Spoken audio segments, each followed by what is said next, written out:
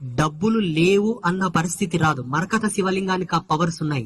మరకత లింగాన్ని ఇంట్లో పెట్టుకొని పూజ చేసుకున్న ఇల్లు ఎప్పుడు పచ్చగా ఉంటుంది. సాక్షాత్తు పరమేశ్వరుడు పార్వతికి చెప్పాడు ఈ విషయం. యజమాని బొటన వేలు ఏ సైజు ఎంత పొడవు ఉంటుందో అంతే పొడవు శివలింగం తెచ్చుకోవాలి. ప్రతి సోమవారం పొద్దున్నే స్నానం చేసుకొని నష్టన భస్మధారణ చేసుకొని లేదా ఇంత కుంకుమ బొట్టు పెట్టుకొని చందం బొట్టు పెట్టుకొని రాగి చెంబులో శుద్ధ జలం తీసుకొని రావాలి.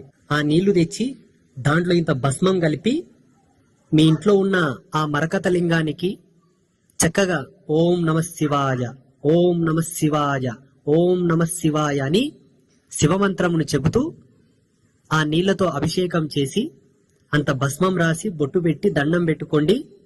మీకు ఎన్ని శుభాలు జరగాలి, ఎన్ని జయాలు జరగాలి, మీ ఇంట్లో ఎంత అభివృద్ధి జరగాలో అంత అభివృద్ధి శివుడిచ్చేస్తాడు.